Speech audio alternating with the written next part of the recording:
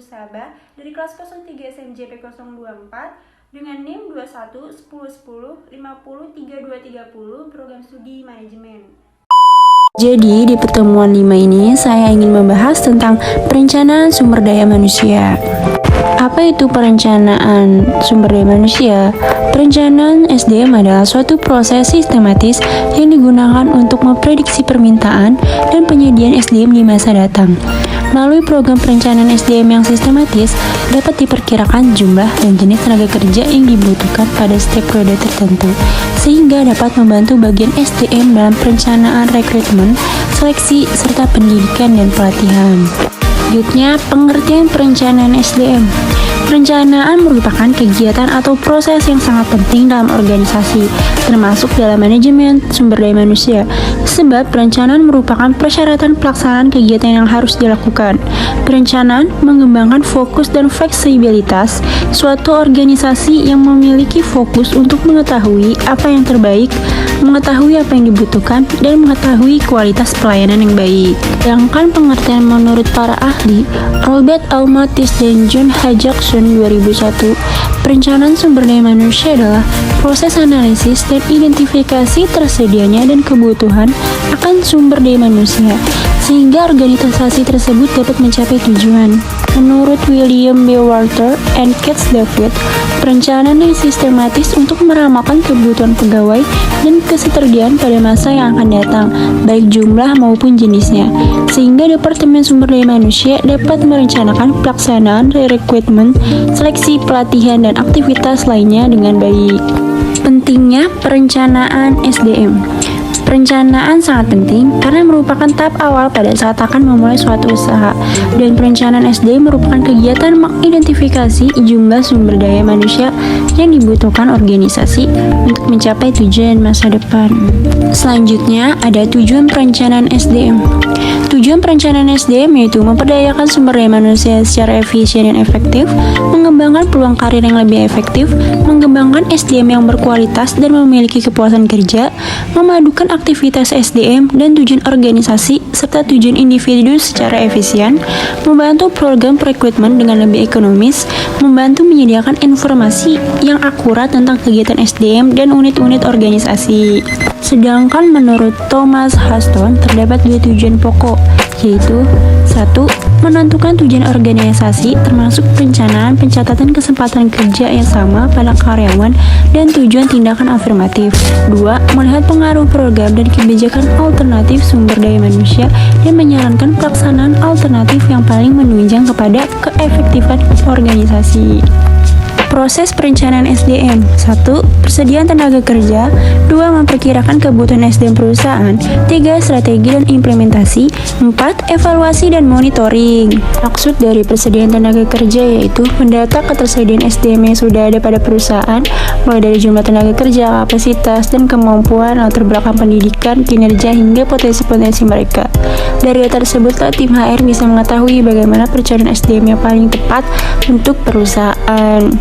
Selanjutnya, maksud dari memperkirakan kebutuhan SDM perusahaan yaitu setelah kita melakukan pendataan SDM yang ada, maka selanjutnya adalah memperkirakan tenaga kerja yang diperlukan untuk masa yang akan datang.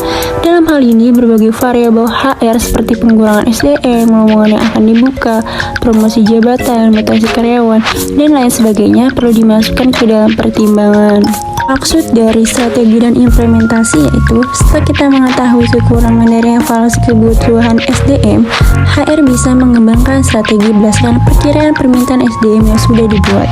Strategi yang dibuat tentunya dapat memberikan solusi bagi kekurangan masalah SDM di perusahaan. Tahap selanjutnya adalah evaluasi dan monitoring pada SDM yang dimiliki. Kita bisa melakukan evaluasi secara berkala terhadap strategi yang telah diimplementasikan. Proses ini akan memberikan gambaran jelas bagaimana SDM bekerja dan memenuhi target perusahaan.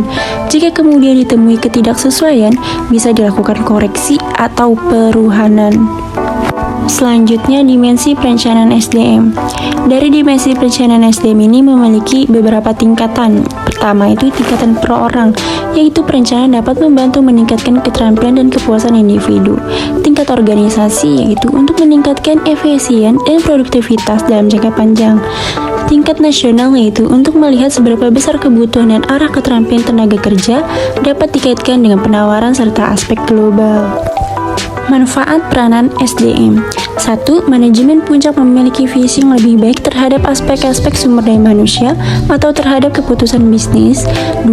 Manajemen dapat memprediksi adanya ketidakseimbangan yang memengaruhi biaya sumber daya manusia menjadi tidak terkontrol. 3. Manajemen dapat meningkatkan recruitment on the right place dengan tepat sesuai dengan kebutuhan organisasi.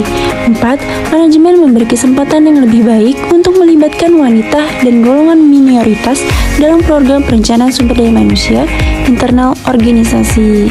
Selanjutnya ada elemen-elemen perencanaan SDM. Pertama ada tujuan, kedua perencanaan organisasi, ketiga ada audit SDM. Maksud dari tujuan elemen perencanaan SDM yaitu bahwa tiap organisasi sewajarnya mempunyai tujuan dan sasaran bagaimana mereka beroperasi. Demikian pula dengan aktivitas perencanaan sumber daya manusia memiliki tujuan yang berdasarkan pribadi atau individu sekaligus organisasi.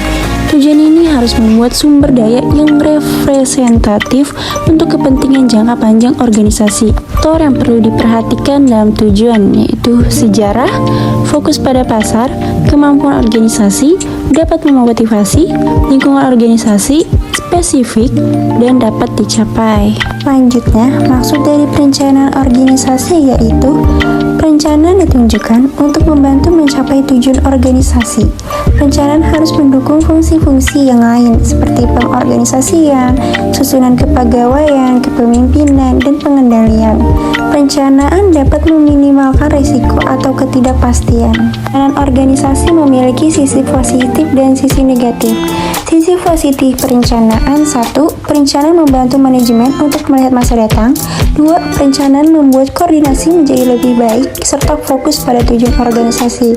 Sedangkan sisi negatif perencanaan yaitu 1. Jika perencanaan tidak dilakukan dengan baik, akan membuang waktu dan tenaga. 2. Penekanan yang berlebihan pada perencanaan mengakibatkan ketidakseimbangan dengan fungsi lainnya. Selanjutnya, maksud dari audit SDM yaitu mengevaluasi kegiatan-kegiatan personalia yang dilakukan dalam suatu organisasi. Hasilnya dapat memberikan umpan balik tentang fungsi personalia bagi para manajer operasional dan departemen personalia. Audit juga merupakan pemeriksa kualitas secara menyeluruh kegiatan-kegiatan personalia dalam suatu departemen, divisi, atau organisasi. Beberapa faktor eksternal yang mempengaruhi SDM yaitu alat kerja, pengetahuan, sumber daya, serikat buruh karyawan. Sedangkan faktor yang mempengaruhi lingkungan internal yaitu tujuan bisnis, struktur organisasi, budaya perusahaan, kebijakan perusahaan. Manfaat perencanaan SDM yaitu meningkatkan keefektifan dan efisien pendaya gunaan sumber daya manusia, meningkatkan penghematan biaya, memastikan kebutuhan sumber daya manusia yang kompeten, mendorong terbangunnya sistem sumber daya manusia yang akurat, meningkatkan koordinasi antara sumber daya manusia, menciptakan suasana kebersamaan. Berikutnya, prinsip perencanaan SDM. 1. Tujuan perencanaan SDM harus dihubungkan dengan program dan kegiatan bisnis yang diemban oleh setiap unit kerja. 2. Penetapan persyaratan atau kualifikasi SDM yang tepat harus dirancang dan dipergunakan dalam rekrutmen dan seleksi. 3. Proses perencanaan SDM harus juga disertai dengan prediksi permintaan dan persediaan pasar tenaga kerja. Selanjutnya, langkah-langkah perencanaan. 1. Perencanaan untuk kebutuhan masa depan. 2. Perencanaan untuk keseimbangan masa depan. 3. Perencanaan untuk pengadaan dan seleksi. 4. Perencanaan untuk pengembangan. Ruang lingkup MSDM.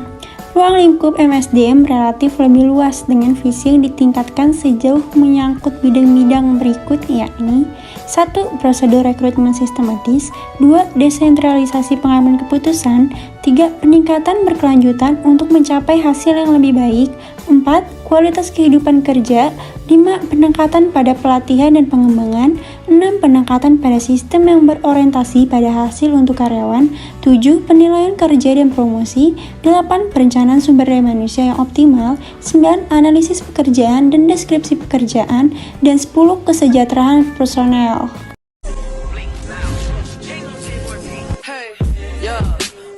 money.